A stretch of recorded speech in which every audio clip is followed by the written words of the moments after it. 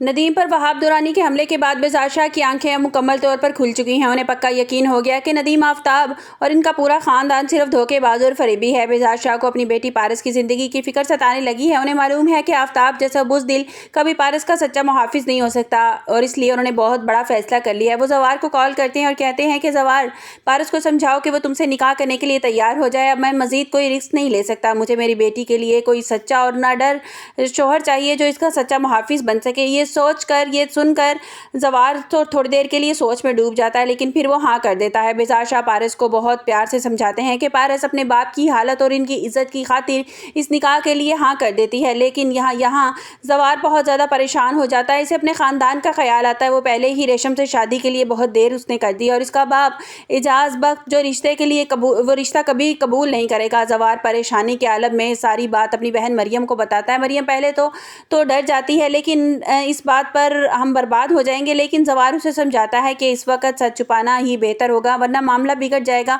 मरियम भाई की खुशी देखकर निकाह के लिए उसे इजाज़त दे देती है। ज़वार पारस को निकाह सादगी से हो जाता है और जैसे ही निकाह करके वापस घर लौटते हैं वहाँ कहराम बर्पा हो जाता है। जब ज़वार के बाप एजाज़ बख्त को पता चलता है तो कि उसके बेटे ने रेशम को छोड़कर शहर की लड़की पारस से निकाह कर लिया है तो वो ये सदमा बर्दाश्त नहीं कर पाते और उन्हें हार्ट अटैक हो जाता है और वो वहीं तड़प कर फर्श पर गिर जाते हैं।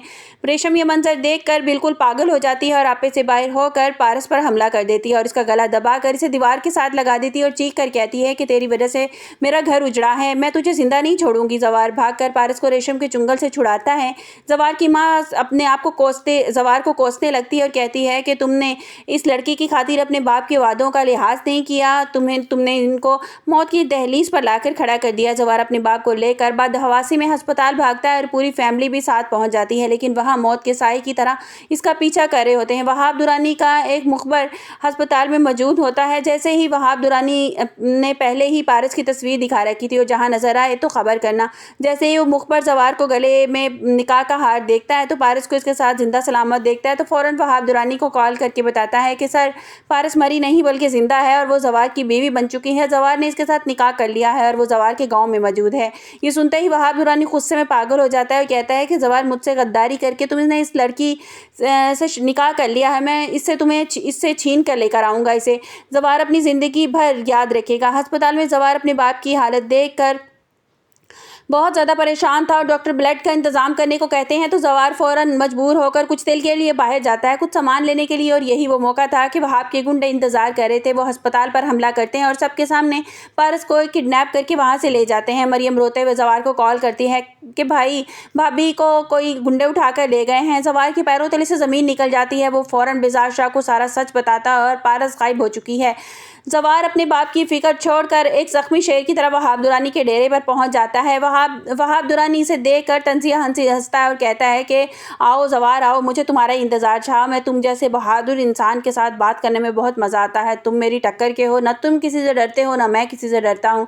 ज़वार बेज़ार शाह जो है वो वहाब दुरानी गर्ज कर कहता है कि उल्टी सीधी बातें ज़वार शाह गर्ज कर कहता है उल्टी सीधी बातें मत करो, मुझे बताओ कि पारस कहाँ है। पारस मेरी बीवी है, अब वो बेज़ार शाह की बेटी नहीं है। वहाब दुरानी कहका लगाकर कहता है, ऐसी शर्त रखता है कि ज़वार के होश उड़ा देती। कहता है कि ज़वार, मुझे पता चला है कि तुम्हारे घर वाले इस शादी से खुश नहीं हैं। तुम्हारा बाप मौत की दहलीज पर खड़ा हो गया है सिर्फ तुम्हारी शादी पारस के साथ करने की वजह से। अगर कभी ये ज़िंदगी की बाजी हार गया तो तुम खुद को कभी माफ़ नहीं कर पाओगे।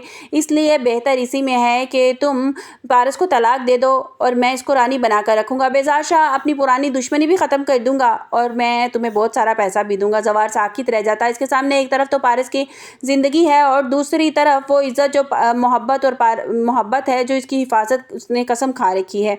अब देखना ये कि क्या ज़वार अपने बाप को बचाने के लिए पारस को तलाक दे देगा या वहाब दुरानी के गरूर को मिट्टी में मिलाकर अपनी बीवी को वापस ले जाएगा। क्या ज़वार वहाब दुरानी की शर्तें मान लेनी चाहिए कि क्या पारस को ज़वार का ये रिश्ता हमेशा के लिए ख़त्म हो जाएगा। अपनी कीमती राय का इज़हार कमेंट्स बॉक्स में ज़रूर कीजिएगा। जवार जो है वो इस रिश्ते के लिए तो मान जाता है, वो हाँ कर देता है, वो निकाह कर भी लेता है फिर पारस से। जैसे ही जब वो निकाह के लिए इनकार करेगा ना अपने बाप को, उसके बाप को तभी खटक जाएगी कि रिश्ते से इनकार क्यों कर रहा है। लेकिन वो ये अपने बाप से कह देता है कि मेरे ऊपर इतना कर्ज है, हम पहले मरियम की शादी कर देते हैं, उसके बाद मैं अपनी शादी कर लूँगा। जिस पर जो है वो एजाज साहब, उसका बाप यानी कि जवार का बाप, कहता है कि पहले ही बहुत ज़्यादा डिले कर चुके हैं, रेशम बहुत इंतज़ार में है इस बात की, तो ये मुनासिब नहीं है। लेकिन उसकी माँ को और बाप को कुछ खटक जाता है कि ज़रूर जवार जो है इस लड़की में इंटरेस्टेड है, पारस में इंटरेस्टेड है। जिस तरह वो पारस को देखता है और पारस भी जवार को देखती है ना, घर वालों को भी काफ़ी हद तक शक हो गया इस बात का। और जैसे फिर वो निकाह करके दोनों घर आते हैं तो एजाज के तो पैरों तले से ज़मीन निकल जाती है कि ये क्या हो गया, इसने तो शादी कर ली है इसके साथ। तो आप लोगों को क्या लगता है कि क्या जवार का इस तरह पारस के साथ निकाह करना ठीक था, और क्या वहाब दुरानी को वाकई इस बात का इल्म हो जाएगा कि पारस जिंदा है? आपको मेरी वीडियो कैसी लगी कमेंट्स बॉक्स में अपनी कीमती राय का इज़हार ज़रूर कीजिएगा। मिलते हैं एक नई वीडियो के साथ, अपना बहुत सा ख्याल रखिएगा। अल्लाह हाफिज़।